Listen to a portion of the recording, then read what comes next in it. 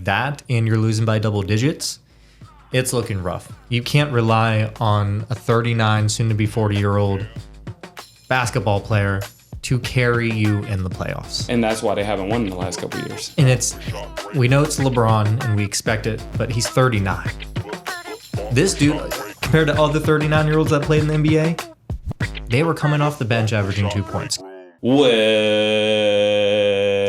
back, everybody. I thought you were going to start the Big Show theme song. Well, it's the Big Show. Welcome back to another episode of Barbershop Breakroom, ladies and gents. Episode 79. Maybe. Sounds good. I'm back to not knowing the episodes, people. I was doing good for a while. Today, Sunday, April 21st. Praise the Lord. Praise the Lord, brother. We record on Sundays now instead of Tuesdays. Derrick. Tuesday. He's wearing a collared shirt because he got a big boy job. Insert clapping. Thank you. So we switched our day to Sunday, and because we switched our day to Sunday for the first day of recording, Matt is not here. We wouldn't put. We can't put the camera on him because he's not here. Yeah, Matt's not here. So I mean, here's his camera. It's blank. It's black. You just saw black. So what's our new release date for the episode? Still same plan. I'd say most likely Tuesday or Wednesday for it to come out. Okay. Because if we're recording on Sunday, all depending on time and everything, plan is to get it out as soon as possible. Okay, cool. I like it. Yeah, so new record date. A couple things might be different now. Live stream may be a different day. Who knows? We got to figure some stuff out. But we do have an announcement. Thursday. We will be doing our second annual Draft Extravaganza. Yeah! The live stream will be back featuring Derrick, Jordan, Dontea, And no Matt. Special guests, And maybe. Potential special guests. You may have seen these guys in our TikToks. They give incredibly bad answers. One dude's name is Dylan, and the other one's name, Dominic. I don't think they'll actually come, though. Probably not. So They're Will Dom haters. be home from Canada? Canada? I think he comes home today. Canada. So, yeah. The Draft Extravaganza. Join us, please. And we will be having a live betting situation with our mock draft. Should we set the over-under for draft picks? Like that we get right? Draft picks or players that are picked in the first round? I feel like players in the first round. We could do both. How about we do both? We'll set an over-under of like how many picks I get accurate. Not I, us. So maybe since there's 32 teams, let's do 32 is NFL, right? Yeah, 32. Maybe do like right in the middle, 15 and a half over-under. I say, we'll do two different ones. How many first round players that you got correct, and then actually how many picks Yeah, I like that that. are correct. Yeah, Because the picks is going to be pretty damn low. In my opinion. There's going to be trades. There's going to be players that are picked up earlier than you expected. Did you see my face? I'm hurt. I was going to say, I'm going to set that to like 8.5. 8.5?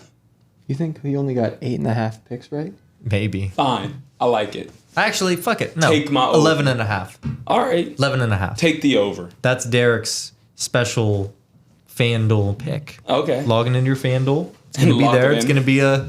That's Right not there in the actually. special profit boost. They don't like You us. guys want to do a secret bookie situation where we have people actually bet on it and pay Maybe somebody not. I out? think that's illegal. Yeah, it totally is, but like, it'll be fine. But I say set that to 11.5. How many players you think you got right in the first round? That's got to be higher. That has to be like 20s. 20 and a half. I think it should be higher. You think so? Maybe. I mean, I'm not a draft expert. I say set that to 23, 24. That's a lot. Okay, we'll work on the live line for that. We'll update you guys. Yeah, we'll do that. But yeah, join us Thursday for our live stream. All right, let's get the episode started. Jordy, hit us with the question. Hit us with the picks. So my icebreaker for you guys, I sent it to you before the podcast. What would be the hardest thing for an average person to do in each of the following sports? If they were just dropped in one game, like that's all they have. Dontea, do you want to go first with football? I think for football, I think it's being quarterback, dude. The ability to just drop back and read a defense and see what's going on. It would probably be the hardest thing you can do in football.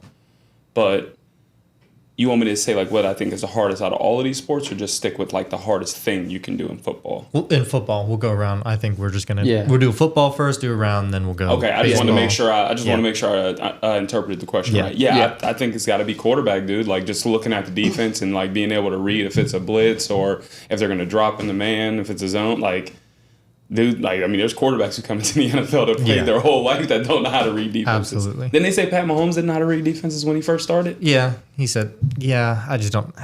To a certain extent, yeah. This is what they say. Yeah. Air Quote quotes. Yeah. unquote. So I'm going to say reading a defense. That's what I'll say. Okay. There.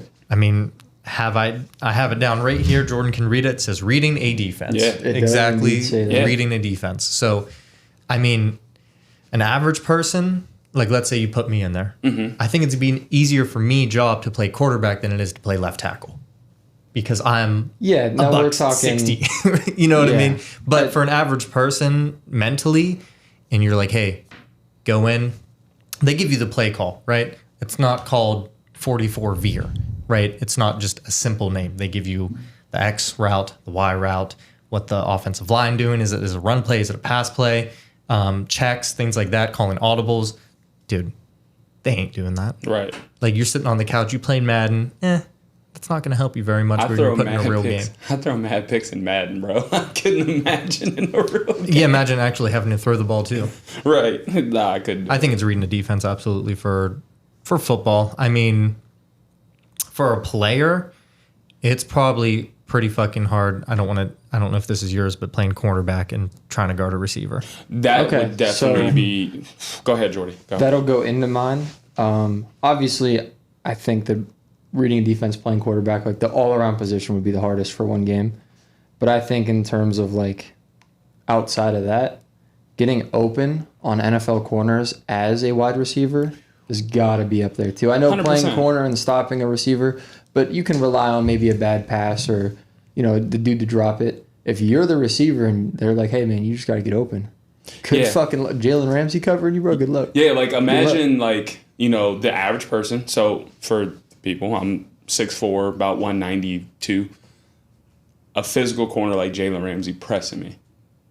I don't know if I get off the line. No, I do know I don't get off the line. I'll probably get pushed on my back like how George Pickens does DBs. Like that'll probably happen to me. So it's like, And the invert is right as well. Like if you're playing corner and George Pickens just bodies you, bro, like we're gonna be on our back. mm-hmm. I don't know what you want us to do. right. Yeah, no, I definitely agree with that. I think being a DB would probably be second hardest for me. Like you have to mirror the route and literally read where you think they're gonna go backwards. Yeah, especially if you're on an island. Yeah. If you're not playing zone, you're playing man-to-man, good luck. Yeah, And like- if you're pressing, it's way harder to Yeah. press. Wasn't it C.J. Gardner-Johnson that said that he thought that was the hardest job on the field is like doing... It is, You do because everything backwards, essentially. You do everything backwards and you can't touch them. Yeah. Yeah, you cannot. You cannot touch like, them. they You cannot let- stop them from moving. Right. You get a little handsy, but after that, it's like, don't do that. Yeah. Don't do that. They get very ticky-tacky with it. Here comes yeah. the flag. Yeah. So You don't turn your head around in time for the ball. It's over. Yeah, Yeah. like a lot of shit. Yeah, for sure. Yeah, so I think reading a defense is good. And I like what you said too, Jordan. Getting open on a DB would be pretty tough, especially if you look at a physical dude like Jalen Ramsey for sure. Yeah. Now the next sport I had is baseball. What do you think the hardest thing for an average person to do in baseball is? Hitting the damn ball. I watched a video last week, and for my baseball players out there, I've never disrespected baseball players. And when I say that, you know how you disrespect players? Like, for example, when I said I can put up points on Darius Garland, that's disrespecting the game of basketball. You know what I mean? Like, really? Like, Yeah. come on. How many pitchers have you said, bro, I could get a hit off So him? exactly. So I personally have never said that because I watched a video recently of the distance from the plate to the mound, how fast the ball gets to the plate, and the amount of time you have to process that pitch, which is literally the blink of an eye, and the ball is past you. I watched a video of a catcher with a GoPro catching the fastballs. How Dude's fast throwing was- 96. It was one of the most insane things I've ever watched. I'm going to be honest. I think if you gave me 100 pitches, I might put one into play. Into play or foul? Like just contact? Into play. Like contact. Let's go contact. Okay. Contact that could go foul, could go I mean, because behind at you, some point you're not even timing, because you got to think you only got this much room as far as like if they're throwing into the strike zone. Let's say they are throwing into the strike zone every time. They're not trying to strike you out by getting you just to a fastball straight down the middle. Let's just say it's a dude just throwing 4 seamers right down the middle, and you're just trying to hit it. I think I got 1 in the play, and 1 foul, 3 fouled. Oh, you going up? You disrespecting the game? Listen, I feel like eventually you can catch contact. Yeah. I'm not going yard. I mean, you could also lay a bunt down or something too, bro. Like it would be hard. I don't even think I could do that. It would be hard. I'm not saying it's like an easy thing to do, right? But you could do that. What'd you think, Derrick? I had the same hitting a ball, because think about it. I mean, what's a good percentage of batters? 30%. 30%. 3 for 10, big dog. 30% in anything in life is fucking terrible. Horrible. 30% in baseball. Great. You're fucking good. Hall of Famer. You're good. If you're batting 300, you're good. If you bat 350, you're great. Hall of Famer. 35% anywhere else, you're fucking dog shit, buddy. Yeah, if you completion percentage, trash. Yep. Field goal percentage, trash. Free throws, trash. Yep. Grades, trash. Baseball, get in the Hall of Fame, buddy. Yep, for sure. So, I initially, obviously, I thought that too. I was trying to get ones that were different from what I thought you guys were going to pick. Yes. So I did the invert. I think it would be fucking incredibly hard to strike out an MLB hitter. Yeah. MLB pitchers throw 100 miles an hour. The average person, might get 65, 70? My shoulder's getting thrown out. D-Bake said he could throw 60. I don't believe him. I don't think he could. I don't believe him. I think if you're throwing your arm out, you might be able to get 65. And that's the thing. 65 is a meatball. Yeah, 65 in the MLB is 500 feet the other way. That is getting nuked. Yeah. That is an insanely bad pitch in MLB standards. Yep, I agree. High school mound farther than NBA. I mean MLB. You do not? Is it? I don't know that. Okay. I would assume it would high be school, college, and MLB were all the same because it's 90, 90, 90 for the base path. I don't know about the mound though. Okay. I would just assume the mound would be farther away. I'm not a big baseball guy, but kind of like, I mean, football stays the same. Basketball, the 3-point line, everything gets pushed back a little farther. So that's why I was asking. Because that would even be harder if the mound is pushed back. Yeah, no, for sure. So like you now even have a farther distance to throw, but I don't know. Jordan's looking it up. Personal the Jamie. MLB mound is 60 feet and 6 inches. 6 inches is a lot sometimes. In reference Write to... notes. Write that down. In reference to... In reference to snow, for sure. I think 600. And 6 inches in high perfect. school, it's a regulation field with 60 feet, 6 inches. So it's the as same. well. Okay, it's the same. Yeah. Either way, still for At least Jordans, it's according going to to be the hard as hell. first result on Google. According to Google. Sometimes you can never trust the internet. All right. The next sport I have is golf. And I actually have something written down, but I'm going to change mine. But I'll let Dontea go first. I think just for the average golfer playing a professional course. Like, most of the courses around here are like, depending on where you live. In reference to our area, we live in Ohio. Your average par 4 is probably 375. Maybe even shorter than that, depending on where you play at. I've seen par 4s at like 400. Yeah, I've seen 400 par 4s, but like Boulder Creek is one of the nicest courses in Ohio. They have a 600-yard par 5. That's pretty standard when you play certain tour courses. And for you to be able to par those or be able to shoot under. Birdie those. Yeah, so That's playing crazy. a professional course or even be able to shoot even or under isn't like hard. And outside of that, I mean, we all know the most elusive shot in golf. I don't even got to talk about that. So Yeah, which is what I had, but I'm going to change it. Derrick, you played golf for your first time last summer with us. Jordan could look Second again. time this summer with us, huh? Potentially. Oh, in the outing, yeah. The 4v4, whatever. Anyways, I wrote down anything at all. So Golf's hard, dude. actually, when I did putt, I wasn't that bad at putting for the most part. I think I might have went with you, like practice We went kind to of short holes. a little bit. Yeah. And putting, I didn't do too bad actually. But anything else, I feel like I'm a athletic person. I'm not stiff when it comes to doing shit, but when you play golf, it feels like I have to be stiff as fuck to do it. And I just want to swing it like a bat, and I can't. Golf is all mechanics. Like, there's Yeah. a lot of sports where you can have bad mechanics and still be very good. Golf is one of those games where if you have bad mechanics, you are not good. Your athletic ability is not going Yeah. to make up for having bad Yeah. mechanics. Like, if you're a jump shooter, you cannot have your feet set and still knock down a three. You cannot follow through. you can have off balance shots, fade away. you can still knock those. If your feet are crazy when you go to address the ball and swing, if you're pointed left, it's going left. Like, Unless you're Happy Gilmore. right. What you got though, Jordy? So initially I had hole-in-one. That's everybody knows.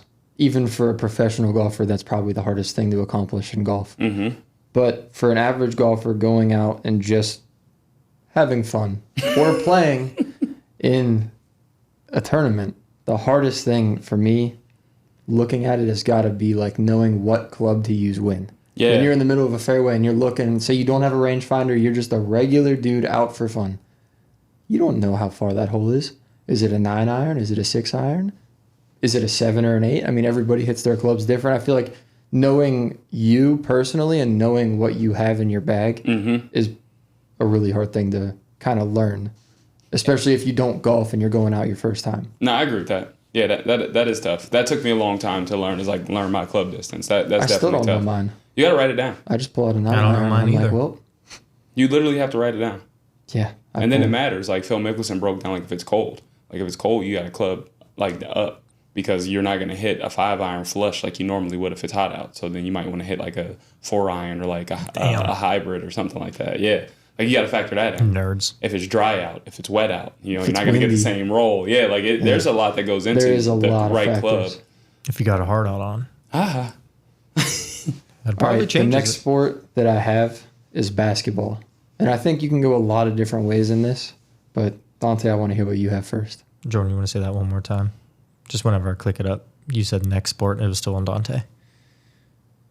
Okay. For TikTok. He's looking at you. I mean, for TikTok, just say the next sport is basketball, and then, The next sport I have is basketball.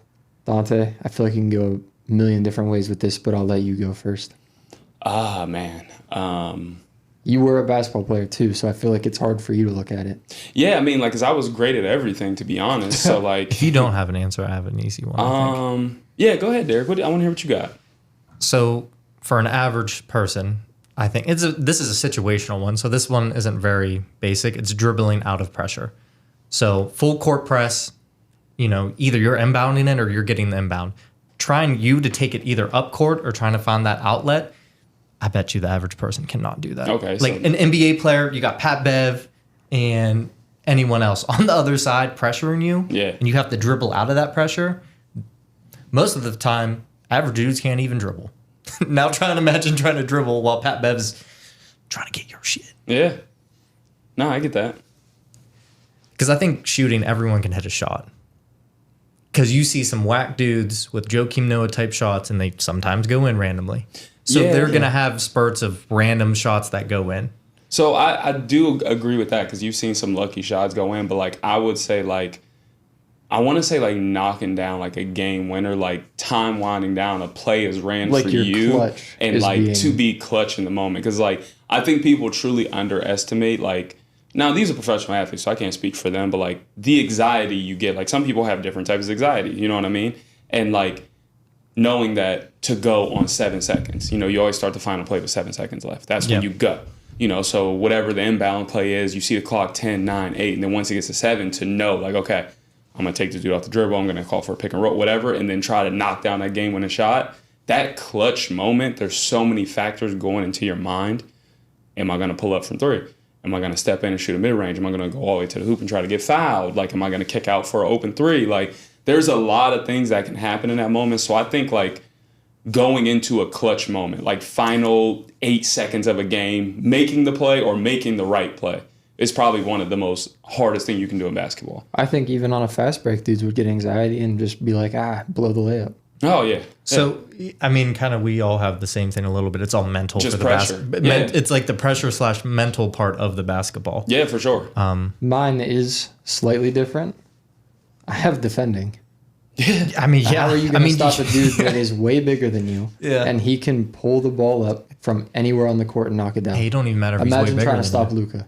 All I'm saying is imagine trying to stop Embiid. Imagine trying to stop like somebody that's a stretch 3, stretch 4, stretch 5. Imagine trying to stop Nate Robinson as an average dude. I'm stopping anybody, but imagine a big guy that like can get down low and just dunk it, but he can also pull from the 3. Like where you can't bank on anything happening. Yeah, no, I get that. I mean, I just want you guys to know that I got a free steak dinner in high school for taking 2 charges in one game. No big deal. I was supposed to get a free steak dinner for having 2 picks in a game, and I never got that. So. Well, I got my prime rib dinner. I didn't get mine. I got mine. Took 2 charges straight to the Coach chest. Fagnano, if you're watching this, I'll still wait for the steak. What was his name, brother? Fagnano. Could you say that one more time? You heard me. All right, Jordan, next sport. The next sport I have hockey, but we're going to exclude skating because I know a lot of people can't skate. I feel like that can't be the answer. Like, let's say everybody can skate. What would the next hardest thing be? I had 2 that popped into mind. I'd probably say, like, just defending, like, just staying in front of people when they're weaving in and out and stuff. Like, I feel like hockey is just extremely hard, too. Like, when you watch it, like, it doesn't look that bad, but it's like, no, like, that's a hard sport. So, I mean, making a goal would probably be crazy hard, too, so. Them goalies are nuts. Yeah, I mean, maybe making the goal, you know what I mean? Shooting it actually accurately at the goal. Like, how many times, like, do you do, like, somebody shoot a goal and they're nowhere near it? Like, yeah, I would probably say making a goal, maybe. I mean, yeah, the scores aren't very high to begin with. So. Yeah. And those are professional players. It's not like they're putting up 20 points a game. Yeah, the defense is crazy. So, yeah. I'll go different. I had 2 that, like, popped up to mind. Controlling the puck. Yeah. Like, actually dribbling Is the it puck. called dribbling? Is it called dribbling? I believe so. Sure. Dribbling the puck. We're not big hockey guys. Man, we are going to get flamed the by other the one, hockey community. Fighting some dude and trying to keep your balance, brother. Like, those dudes can take punches and they are staying balanced. Yeah, for so, Yeah. one average dude out there that doesn't know how to skate, one punch and you're on the ground. It's crazy to me that, like, you can play a sport and, like, just getting stolen on randomly is just so normal. That's cool, though. Like, dudes don't even care. I think every sport should have that. Like, dudes will get blown into a wall and they don't even, like, show an angry face. They're just like, got me. And they just go right back at them. Like, that's crazy. I do have 2 answers to this. I think, like, an obvious one would be the physicality. Just the pure, I mean, how many hits do you see in a hockey game? It's so physical. It's so aggressive. I think that would be even harder to be physical in hockey than football. But in terms of being a regular person dropped in, imagine a game going to a shootout, being the guy that's got to score in the shootout. It's that clutch factor. And it's like being clutch and accurate and controlling the puck because it's shootout. I don't know if you guys know what that is. It's one-on-one with the goalie. Yep. So you have a great goalie. You have to control the puck up the ice, and you have to shoot it and be clutch because it's overtime. Yeah, that's not going to happen. Yeah. Not by me, anyways. And then I don't have this one on the list, but we're going to do one more sport just for international people. Soccer. We're going to do soccer. Or football. I'm nice at soccer. Or football. I'm nice at soccer, so nothing. Are you? No. I feel like Matt is for some reason. An average person dropped in a soccer match. I mean, imagine just being in front of Messi and being like, all right, stop that dude from scoring. Don't got that one, coach. He'd probably tear your ACL, bro. Yeah, I mean, defense in hockey has to be incredibly. I mean, hockey, Jesus Christ. No, I would say being a goalie. Being a goalie in soccer would probably be crazy. Good goalie. It would be crazy, but you got them they got crazy technology in their gloves and stuff. But I mean, just the mentality of the awareness to be where the ball is going to be. I mean, you got to be agile. You got to have lateral quickness. You got to be athletic. I'm quick as fuck, boy. All right, I mean, sure. And you got to have a leg because when they scoop it up, you got to boot that bitch downfield. Yeah, I think being athletic and being a goalie, like trying to just be a nice athletic goalie would be tough. I was just going to say conditioning. Yeah. That's probably the most conditioned sport that you have to be, to play in, right? I don't think there's any other sport that you have to be more conditioned in. I know MMA and fighting's a little different conditioning-wise. Maybe basketball. The's a lot of up and down the court. You get a lot of breaks. There's a lot of timeouts. You get to take a lot of plays off, too. You can walk down the court. I feel like soccer, you can take breaks on defense. In a counter argument, I don't know how many soccer games you guys have watched, but I feel like the defenders, you kind of, once the ball is on the attack, you get a couple seconds to kind of stand there and the field is just relax. so big. Yeah, the field is huge. Like a basketball court's only 94 feet. You're good. It's only 94 feet, so it's like they call a timeout. you get a dead ball. Or if you just guard a dude that like is not a shooter and he's in the corner for some odd reason, you get to go to sleep on that play. Yeah. Like, if you want to, you can play help D. Yeah, like and then you just hedge into the paint like, I'm not gonna do nothing. Yeah. Like, you know what I mean? So yeah, the conditioning factor would be tough. I was thinking about it. Obviously, your guys's any part of these sports, by the way, don't think that we're saying like, oh, this part is definitely the hardest. Right. Any part for an average person to be dropped into a professional game is incredibly hard. Facts. For me personally, if it was soccer, it would be understanding the game, understanding the rules, and knowing where to be. Yeah. Same thing in hockey, realistically, like offsides and shit. I understand offsides a little bit more in hockey because there's very clear lines. Mm-hmm. Soccer, I know you have to be the first guy, like the guy with the ball has to be the first one up so far, but like where is so far at? Yeah. You can't stand in the box. There's a lot of it that I don't understand. Right. So I think just understanding like what to do would be probably a pretty hard thing to understand. No, I get that. Yeah, that makes sense. All right, you guys want to put a button on us being athletic specimen and being dropped into sports and thriving Real quick, what would be the hardest sport? What's the hardest sport for an average person to be dropped into to play one full game? Baseball.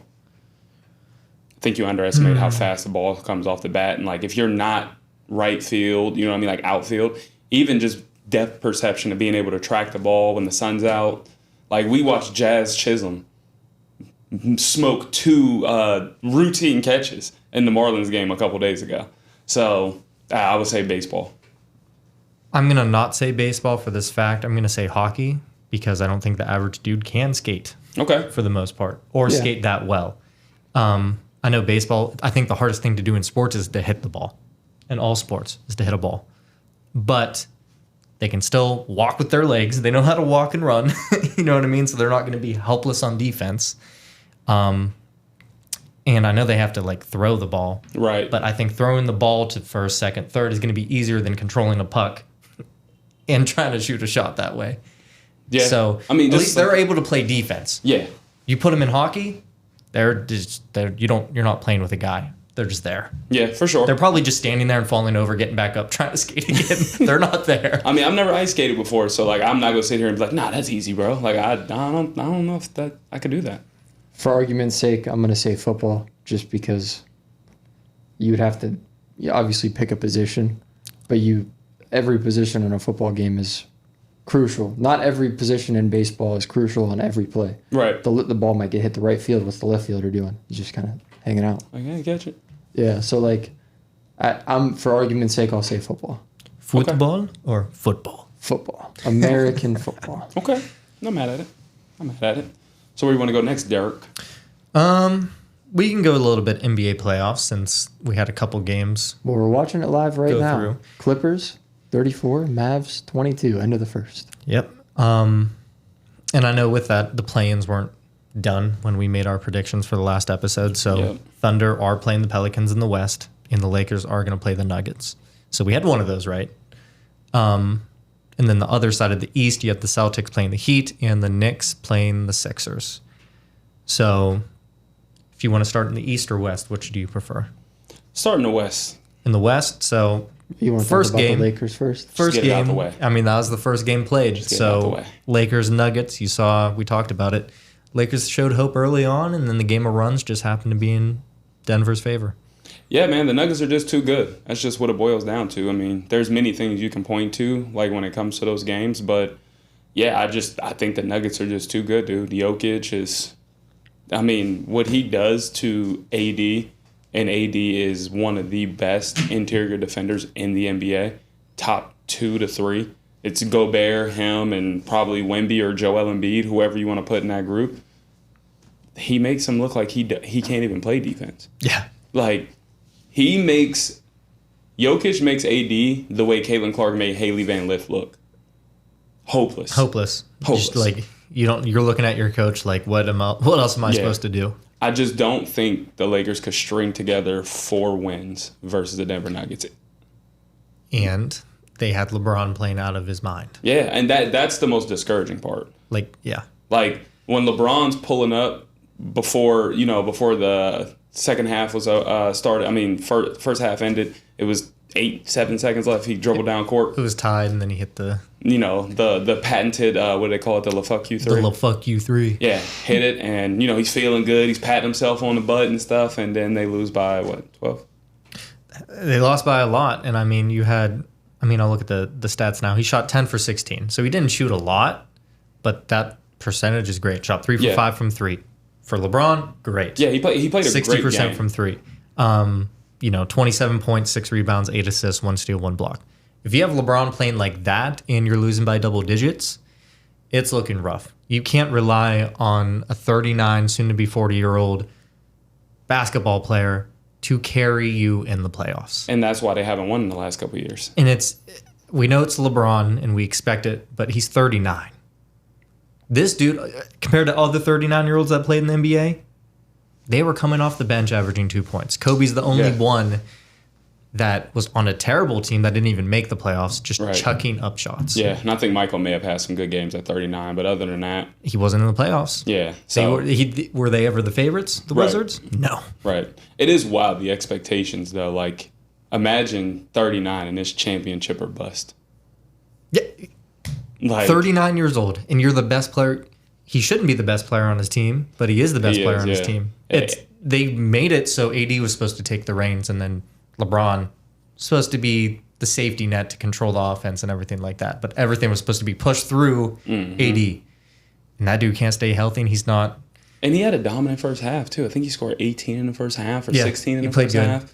And it's just like, but that's the thing. When you have to do that, and then you have to guard the best player in the NBA. The defense was terrible. I mean, I saw one fast break.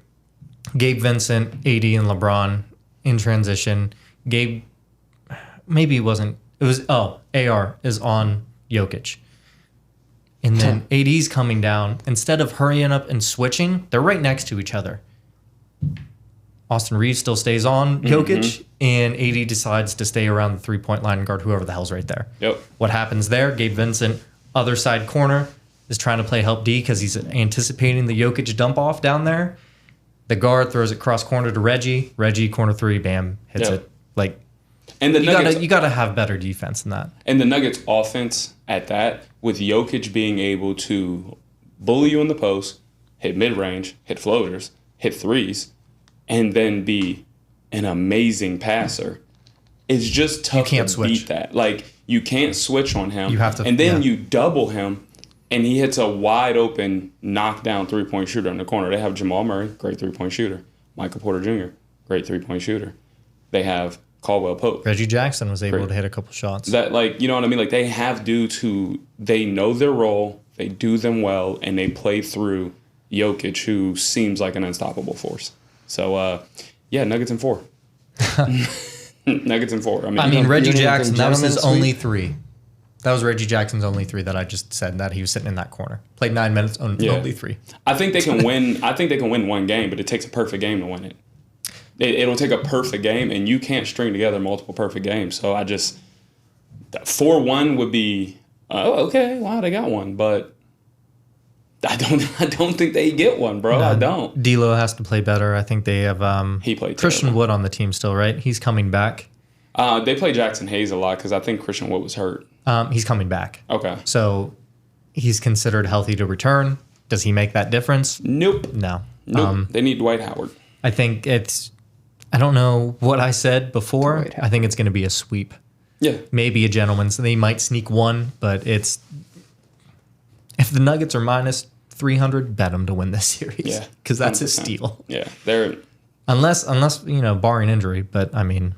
Catastrophic injury. Even with no Jamal Murray, I still think they beat the Lakers. I really Jokic injury. Yeah, okay. Jokic injury makes a way big difference than Jamal Murray. He don't even play the type of game to get hurt. Yeah. He don't jump off the ground. Like, you're just hoping for a twist, like a he couldn't even step on the foot. He don't even jump. Like.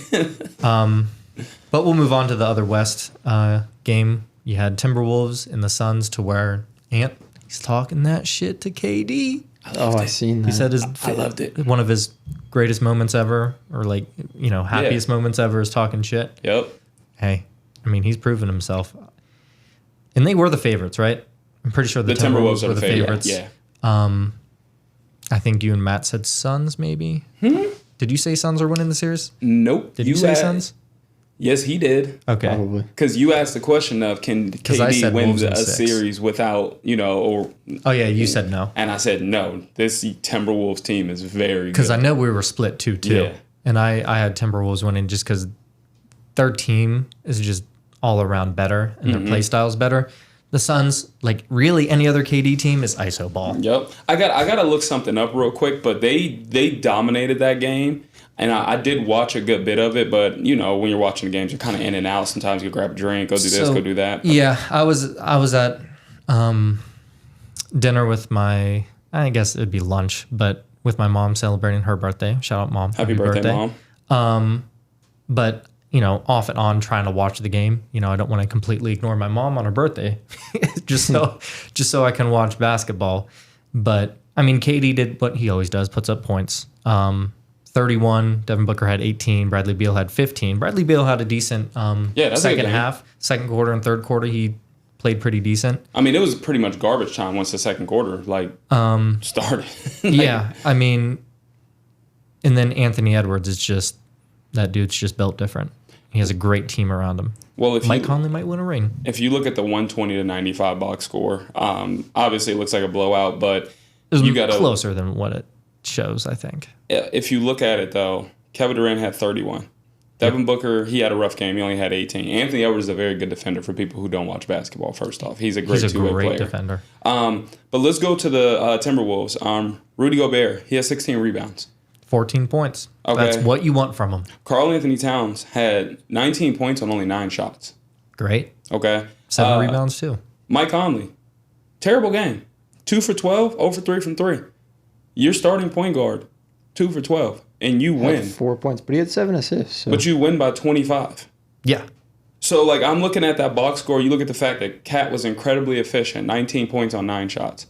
That's incredibly efficient. And then you had 2 guys on the bench that had 12 and 18. Nikhil Alexander-Walker. Hit great 4 threes. Dude was playing great. Naz Reid is damn near. I mean, if it wasn't from League Monk, he might be the 6th man of the year. I thought the Timberwolves were way better than the Suns, and I didn't think this would be a close series. And Mike Conley, if he still struggles, he's that veteran point guard to where even if he's shooting bad, he's still on the floor for a reason. Yeah, he's there commanding the offense. He still plays good defense for being old. Defense and facilitating. That's what he does. But damn, they need Grayson Allen to hit those open threes for the Suns.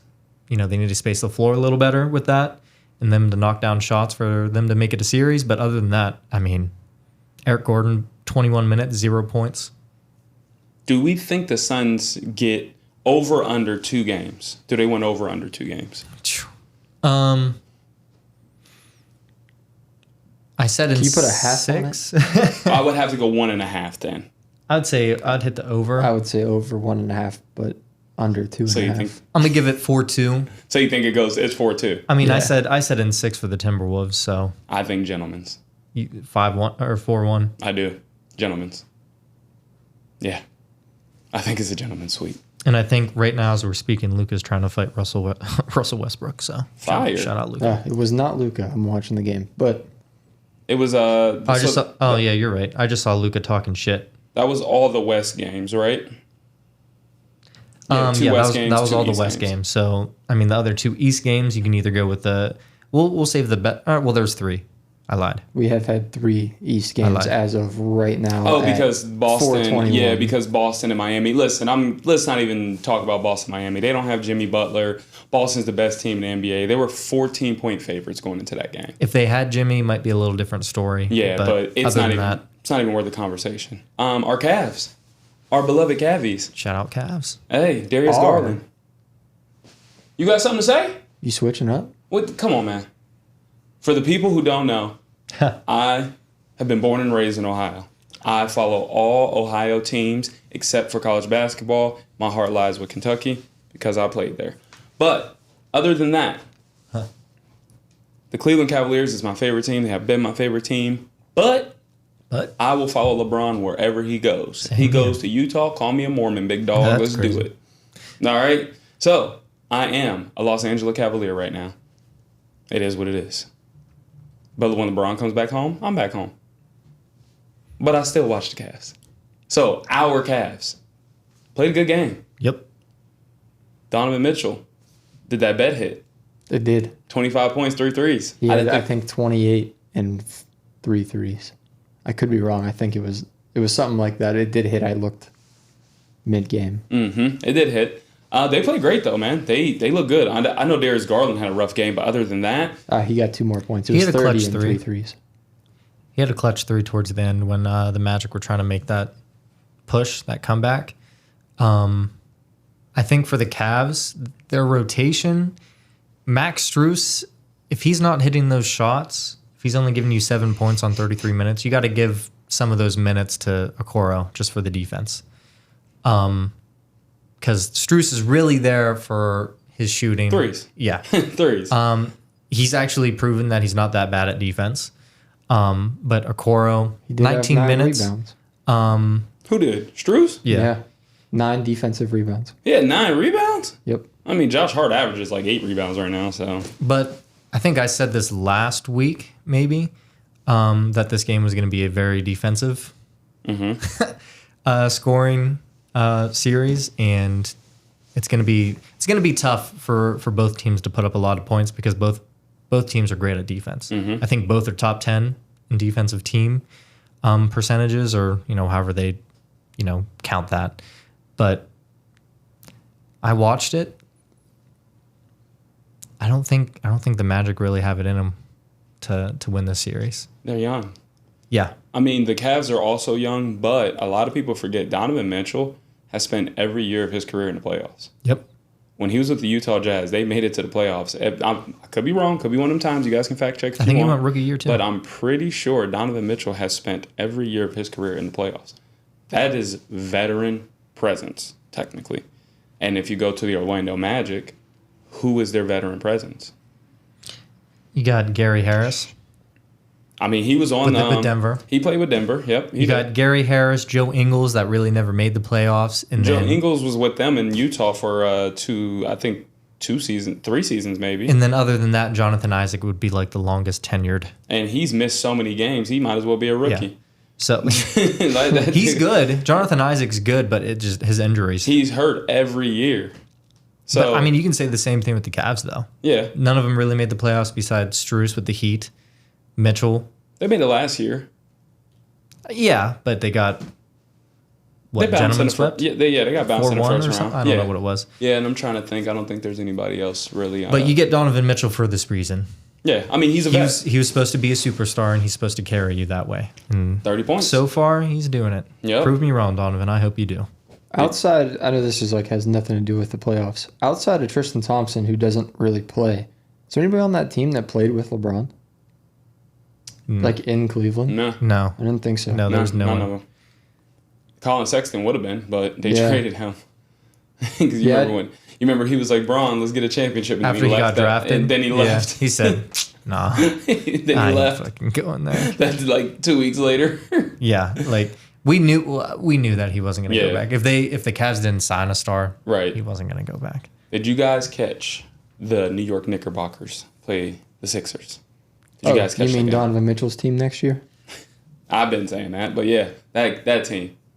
So that's the only one I wasn't able to watch. And when I looked at the score, I was so pissed that I didn't watch it. Banger of a game. Banger of a game. Because I'm just looking at it now. Josh Hart played a good game. Josh Jalen Hart Brunson played a good game. Josh Hart played a great game. He played really bad at first, and in the last, I don't know, maybe 3 minutes, 4 minutes, he hit 2 very clutch threes. One, Kyle Lowry swiped down and almost hit the ball, and he had to pull it up and like over Kyle Lowry and knocked it down with probably like a minute left to go up 7 when they were only up 4. Like, that's a huge swing. He misses that. They go down and get it quick, too. It's a 2-point game now. But that was a great game. And they got another player that's like Jalen, is Miles McBride. Miles McBride played really good They're that game. both offensive-minded Yeah. players. They're both, I think, similar in play style. But, I mean, without Julius Randle, and then, I mean, who was guarding? I didn't watch. I assume Mitchell Robinson most of the time was guarding Embiid. Hardenstein got more minutes, actually. Hardenstein. Yeah, I saw Hardenstein Hardenstein got 18 minutes. Robinson had 30.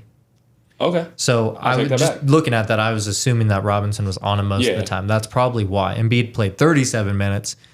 The 30 minutes Robinson was in, he was probably on him. Yeah, he couldn't do anything with him. Embiid did whatever he wanted. At No. one point, Embiid pump faked and threw it off the backboard to himself and dunked it. That's crazy. Yeah, like a center did that, and it was one of the most amazing things I've seen in my life. Like I screamed in my living room, and then he blew out his knee and fell on the ground that same play, and it was crazy. He was on his back, and he was only blinking one eye.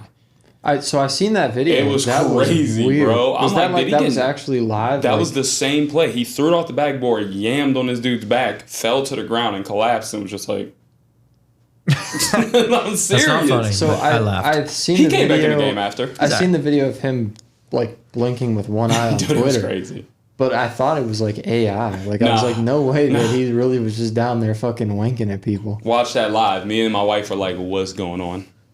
Is it just me or is it kind of weird the Knicks only played 8 players? I think the Cavs only played Tom 9. Thibodeau.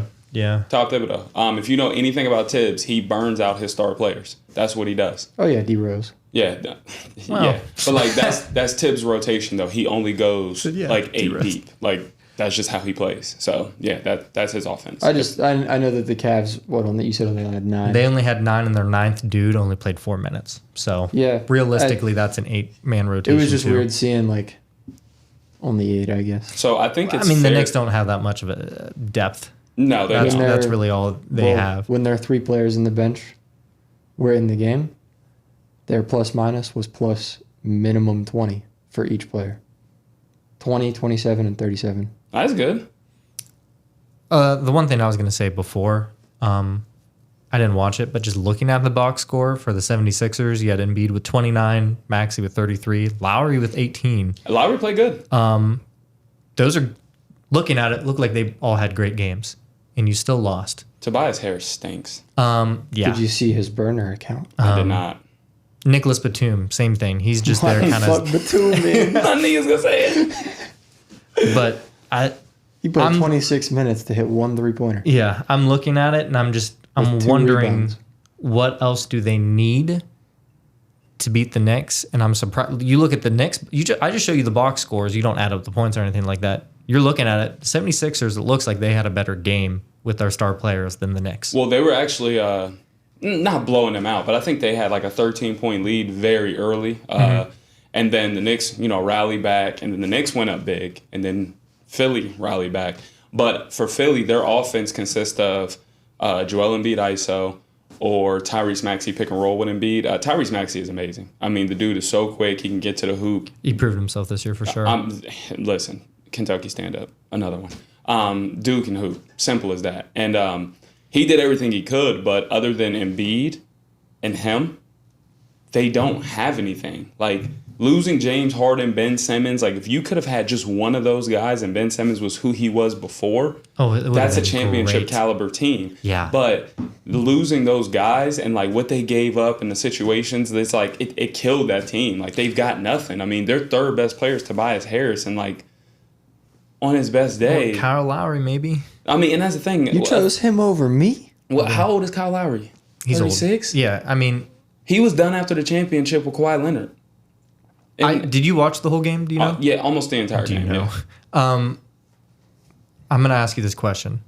So I assume the Sixers, like you said, they mainly played ISO with Embiid and Maxey, and you run from there. The Knicks, they lost another star player. So you have one star, you're basically forced to play correct fundamental basketball, right? I assume, was that what they were doing? No, honestly, OG Anunoby is actually like a pretty competent offensive player. He's not super aggressive, but he can knock down open Efficient. threes. He can get to the hoop. Donte DiVincenzo has blossomed into like this dude who could like looks like he wants to be an all-star. He can knock down threes. He can get to the hoop. He's not scared to go to the hoop. And then Josh Hart doesn't do a lot on offense, but he's capable. He So played great with 22 points and 13 rebounds. you had to and played see the most minutes, too. You had to see the 22 points. Yeah, he played the whole second half. You had to see the 22 points of what happened, and like then you'd be like, you'll respect it a little more.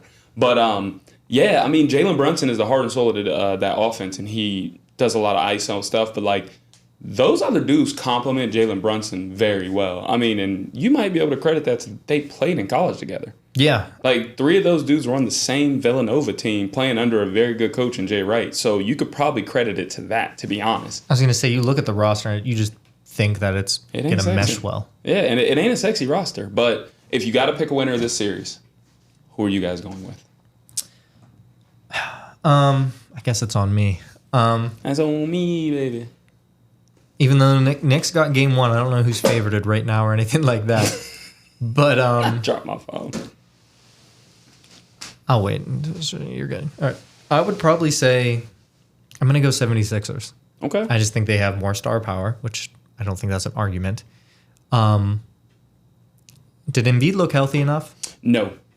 Okay, that was my question. I was gonna say I'm gonna go with the Knicks strictly because I don't. They look like I don't know if he'll finish the series. Okay, so because that kind of changes my answer Yeah, because that was a very specific question that I had. Yeah. Because if Embiid's out, Maxey ain't gonna carry him. Yeah, he doesn't look healthy.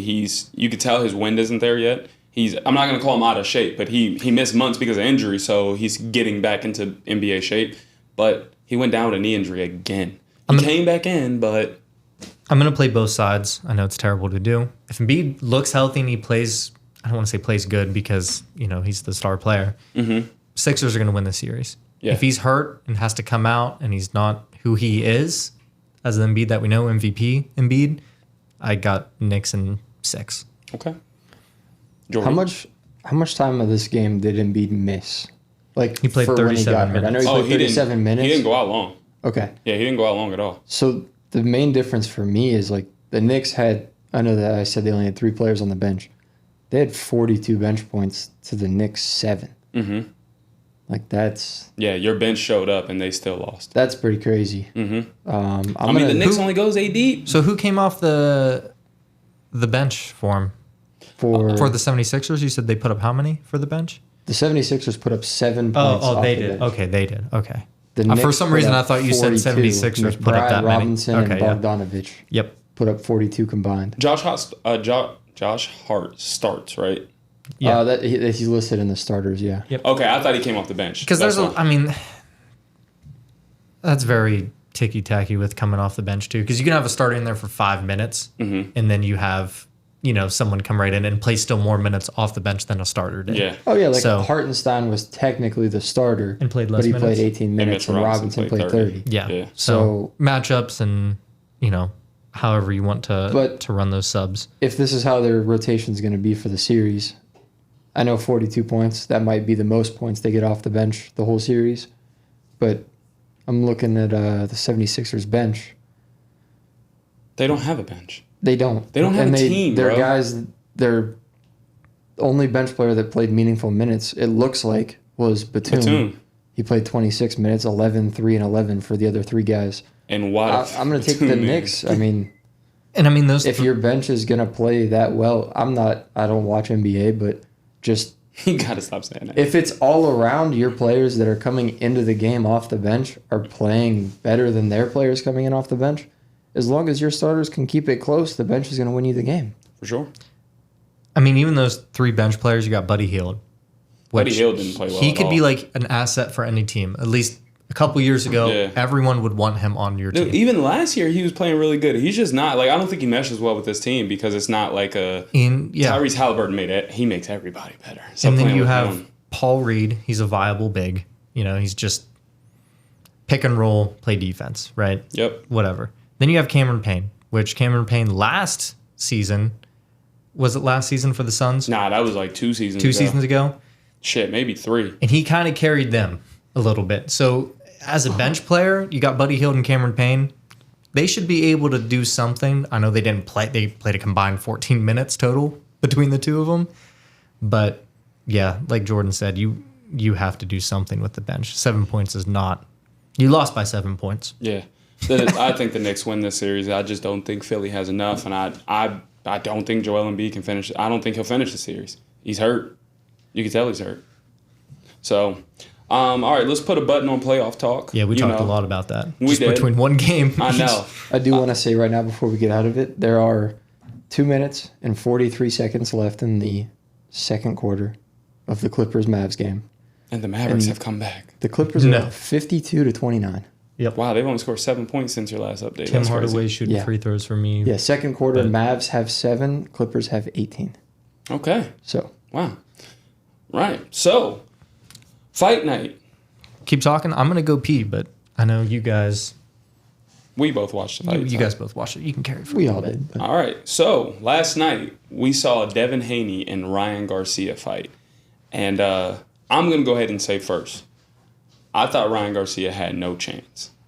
I don't think anybody thought he had a chance. I thought that, not even because of like the crazy stuff and all of the I mean, he was what, like plus 4,000 to win? It was 1,000. Yeah, plus no, he was plus 550. Devin Haney was minus 1,000. Oh, that's what it was. But Devin Haney's the better fighter, first off. Pound for pound, Devin Haney should have been the better fighter last night. If you go back to Ryan Garcia and Tank's fight, a lot of people in the boxing world thought Devin Haney is a better fighter than Tank. Tank handled Ryan Garcia. Took one big punch by Garcia. Tank got a little nervous after that punch. But Garcia got knocked after that. And then Garcia was on defense the whole time. Now, this fight was similar. Garcia landed a big punch on Haney early.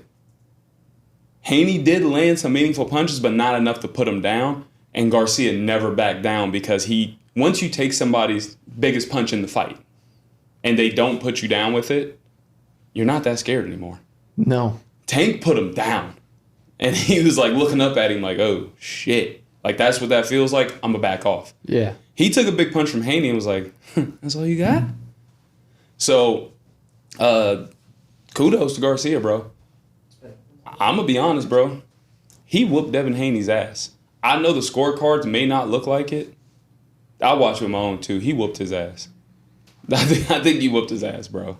Yeah. So I think that they're going to have to fight again.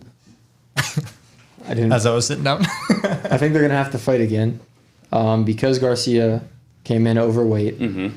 Haney didn't lose his belt. Yep. He's still the champion in that division. Boo. I mean, there's I don't know boxing belts and shit. How much did you miss by? When it comes to the UFC, what? He missed by 3 pounds because they made a bet for $500,000 for each pound he was over, and Ryan Garcia had to pay him 1.5 That's a lot of weight.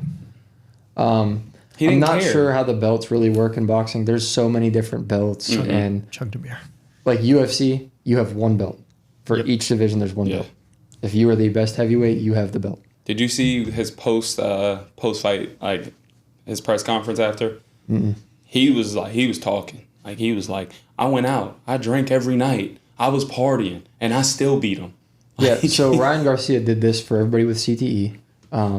He was selling the fight, bro. But I think he was selling the fight. I don't know. He's a little crazy. He was so quiet for Tank's fight, though. Think about that, because Tank is a pretty big draw. So he didn't have to sell that fight as much. So the only thing that I would say with this is I was scrolling on Twitter this morning. I know Twitter, Jordan, whatever. I did see a thing, though, between the fight against Haney and the fight against Tank. Ryan Garcia, if you look at him, he looks bad against Tank. Just his physical body. I was gonna say he was weight drained. They said that he cut way too fast and he was like fucked up. Well, there was clauses in the contract that also affected that. Like, I think there was like a water clause or something. Yeah, like, they have all that shit. Yeah. But for the Haney fight, he looked like a regular dude. I know he was 3 pounds overweight, but even, cut 3 more pounds, take a little more time to cut that weight. He looks just healthier, a better dude. He Derrick, I'm sure you remember when like McGregor would weigh in. What the hell was he fighting at 135? Yeah, originally. He looked disgusting. Yeah. Like, he looked sick. And, like, he moved up and he looks like a healthier fighter. Mm-hmm. Now, I know boxing, he's not going to move up. But as long as he has that time to cut, like, how he needs to, like he did against Haney, he'll be fine. I don't know. They're going to have to fight again, though, because Garcia missed weight by 3 pounds, didn't get the belt. I think that he's going to be like, I beat you, I want that belt. Yeah, I can see that. What do you think, Derrick? I mean, missing weight by 3 pounds and you getting your ass whooped like that, I don't think that's a good excuse for Haney. This dude chugged a beer right before his weigh-in while he was weighing in. That was at least a pound. I don't want... Yeah. That was at least a pound, bro. That yeast. And if he really was partying and not taking care of his body or taking it seriously like he said he was, that's worse for Haney. Yeah, for sure. Like, that's way worse than him, I think, looking sickly and cutting weight properly. than him just not caring. Like, I'm not big into the boxing world, so I don't know too much of the storylines or, how he's fought in the past. But it looked like he kind of didn't belong in that ring with him. The crazy thing is Haney and Ryan Garcia go way back. If I'm not mistaken, they used to train together. I think he used to train with Devin Haney's dad. Like Masvidal and who did he fight that they lived together with each other? Oh my God. He fought Usman. Colby Covington. There you go. Colby Covington. I was about to say it. So it's kind of like that. Colby Covington. But yeah, Jorge. Yeah. So like, there's a lot of. Was on you agreeing too. Oh yeah, I was like, oh yeah, I didn't know. I didn't know. Oh my God. What is it? Stop the goddamn match. Mavs were shooting 9 for 40. Yeah, man, there was a lot of history there. So like, Devin Haney belonged in that ring with him because there are 3 fighters that they say those are the 3 best. It's in that weight It's probably division. What, Tank. It's Haney, Tank, Ryan. Haney. No, not even Ryan. Shakur Stevenson. Oh. And they said that like Haney. They said Haney was he's ducking Tank. He's ducking Shakur. Shakur's trying to get Haney to fight him. And he took this fight with Ryan because Ryan is the lesser of those 3 guys. And he's going to give you more money. And Ryan went out and whooped his ass, bro. And now for Haney, you got a rematch. So yeah, what's next? You have to rematch Garcia, right? Either Garcia or you fight some young dude coming up because you're not going at Tank or Stevenson. You can't fight Tank after losing I'm going to be honest. Garcia. You lose a Garcia like that, Tank knocking him out. He's not. That fight ends in a KO. He put Ryan Garcia down with a body shot. Buckled him and he Colin Kaepernick in the corner, bro. So I'm just saying, like Haney's a good fighter. I don't know if he just slept through the fight. One of those times where he was like, I'm about to handle this dude. He was a minus 1,000 favorite. I mean, did you guys see the video of those two in an interview? And Ryan Garcia's in his white suit and he's snapping and singing. Rapping and shit. He's not taking it serious. Yeah. And he goes, Haney was like, I don't know if Ryan Garcia's taking this fight serious. Yeah. He then loses.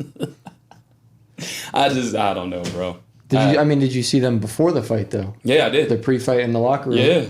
Haney was rapping, singing, dancing, and Garcia was sitting there in the corner with his coach and his trainer probably. Locked in. Locked the fuck in. Yeah.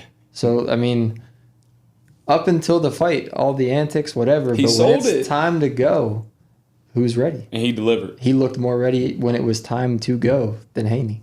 Yeah, at that one knockout where he's standing over top of him yelling and Haney's just looking up at him like, hey, I'm going to be honest. I agree with Garcia, bro. They said that the ref was trying to save Haney there. Oh, yeah. Bro, yeah. Ref let him up. Yeah, that ref was gambling. If Haney put Garcia down like that, the fight's over. I was wondering. If he puts him down like that, the fight's over. Bro, they wanted Haney to come back and win that fight or get back in and make it a fight. That fight was over after that knockout. Yeah, 100%. That fight was over. I mean, he knocked him down 3 times. Yeah. I mean, and that doesn't count the times that, like, Haney was trying to, stumbling and holding himself. He held himself up on his legs at one point. Yeah. That don't count the times where, they're, what's that called when they, hug each other? When they grappled? No. It's not fucking UFC. It's called something when they, hug each other. But when he would, go to try and hug him and he'd just, fall down. Yeah, that don't count as a knockout, but, bro, or a knockdown, but... Haney got handled, bro. It's simple as that. He got handled. He did. So, all right, we could put a button on that. Do we want to move to anything else before? Well, real quick, I do want to say the parlay that was sent to the group chat this morning went 0 for 4. Over. And I bet James Harden to get 6 points in the second quarter, and it was plus 130, and that hit for me. So I made my money back that I put on the 0 for 4 parlay. Nice. There you go. Good job. Nice. Good work. You think Jontay Porter's situation, you think that's going to put a stop to, I want to say, athletes gambling and or athletes' families gambling? So the biggest thing for that story was him leaking private information. Yep. That was the thing. That was the big no-no.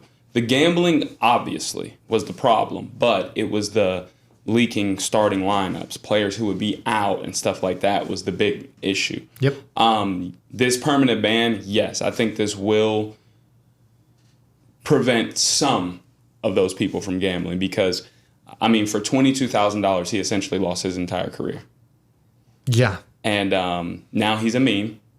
Now he's a term. Yep. You heard Larry Nance, no Jontay Porter, because he said, I'm betting on the Pelicans. And he goes, not Shout out actually betting. Yeah, no Jontay Porter. No Jontay Porter. So I think that puts us right into Red Nose of the week.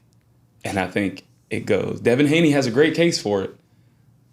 But I think it might be Jontay Porter. So Devin Haney can still make money doing his profession. around the room, my Red Nose of the week, Sir Jontay Porter. Derrick? It sucks because it was the whole situation for a while, like when he got caught. Him getting permanently banned and say, hey, you can't make millions of dollars to play basketball.